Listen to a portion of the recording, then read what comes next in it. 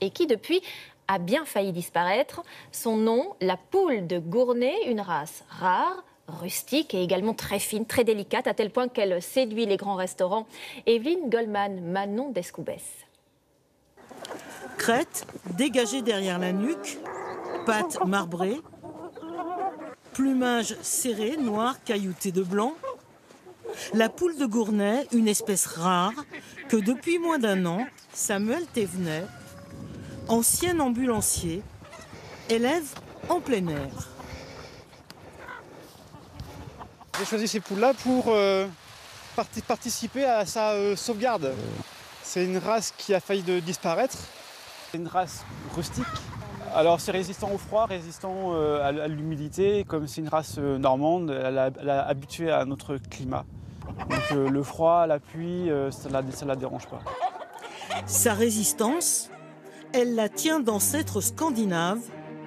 Pendant leur conquête, les Vikings, qui embarquaient des animaux pour se nourrir, se sont installés en Normandie et à Gournay-en-Bray, poules scandinaves et poules locales se seraient accouplées, donnant naissance à la poule de Gournay.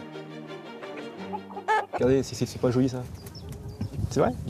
Ça a des ailes assez importantes pour une volaille, quoi, comparé à une autre sorte de volaille.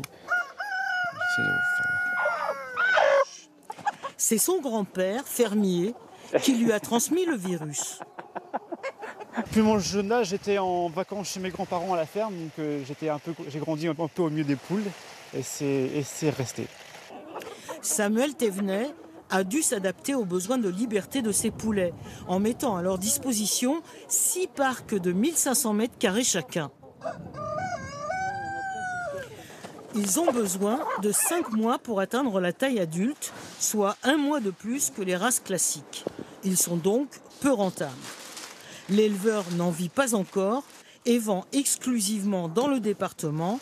Le prix reste abordable, 11 € le kilo. Merci, à la prochaine. C'est non loin de là, en Seine-Maritime et à l'ombre de l'abbaye de Jumièges, qu'un de ses clients, le chef Christophe Mauduit, prépare cette volaille d'exception. Comment vous le préparez ?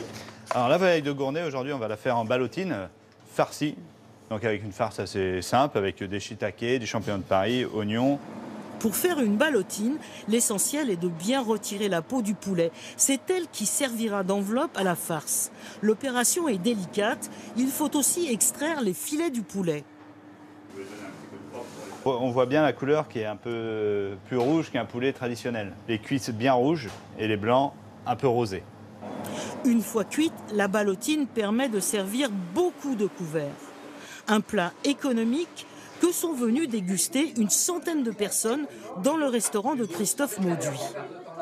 J'ai apprécié sa finesse, aussi bien au niveau gustatif que au niveau de la texture. C'était plein de parfums et très savoureux. C'est différent d'un poulet normal? Vous trouvez que c'est un autre goût ou... C'est tendre, c'est-à-dire que le blanc est pas du tout, il reste pas en bouche. C'est vrai que c'est fondant dans la bouche. Seule une douzaine de fermiers élèvent la poule de Gournay en Normandie. Une denrée pour l'instant encore rare et précieuse. Un livre maintenant pour nous montrer que tout ne va pas